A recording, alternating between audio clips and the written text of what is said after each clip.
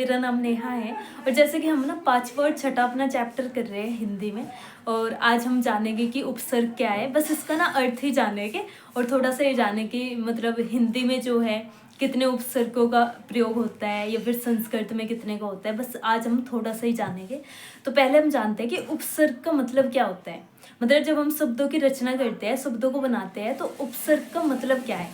देखो, उप मीन्स होता है समीप, समीप मीन्स होता है पास में, ठीक है, मतलब हमारे पास, हमारे समीप, तो ये हो गया उप। और जब हम सर्ग की बात करते हैं तो ये होता है जब आप किसी शब्दों को जोड़ते हो, मतलब रचना करना किसी शब्द की।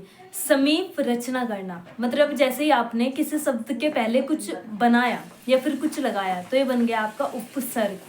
आपने किसी शब्द के समीप में, उसके पास में, उससे पहले कुछ लिखा तो वो बन गया आपका उपसर्ग का आपने प्रयोग किया और उसका मतलब भी बदल जाएगा। जैसे हमने कल बात की थी उपकार, ठीक है, आपने कार से पहले उप लिखा, कार के समीप मतलब कि कार से पहले आपने उप लिखा और जैसे आपने उप लिखा तो बन गया आपका उपकार, ठीक है। तो इसका मतलब भी चेंज हो जाएगा यहाँ पे। आप अब ये नहीं कह सकते कि इसका मतलब कार ही है, नहीं, इसका मतलब हो जाएगा उपकार, किसी पे एहसान करना या फिर कुछ अच्छे काम करना, ठीक है, कहते हैं ना धर्म के काम करना, कुछ वैसे। तो इसका मतलब हो गया उपसर्ग आपका। उप मीन्स होता है समीप और सर्ग मीन्स होता है रचना करना, या फिर आप जैसे आप किसी शब्द के पहले कोई शब्द लगाते हो तो उससे अपने आप ही रचना हो जाती है नए शब्द की और उसका मतलब भी चेंज हो जाता है, ठीक है।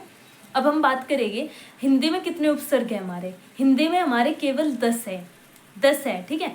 लेकिन प्रयोग कितने का होता है, प्रयोग होता है 19 का। मतलब पास में तो हमारे 10 है लेकिन हम प्रयोग करते हैं 19 उपसर्गों का। ऐसे अगर हम बात करें संस्कृत की तो संस्कृत में अपने आप में ही 22 है, 22 उपसर्ग है संस्कृत में। और अगर हम बात करें आपकी उर्दू या फिर फारसी तो इनमें ना 12 उपसर्ग है और वो भी हम हिंदी में यूज कर लेते हैं। 12 उपसर्ग को हम हिंदी में ही यूज कर लेते हैं, ठीक है। मतलब हमारे संस्कृत में हो गए 22, फिर आपका जो था 22 तो हो गए आपके संस्कृत में। हिंदी की बात करें तो उसमें 10 है लेकिन जो हम प्रयोग करते हैं वो करते हैं हम 19 का।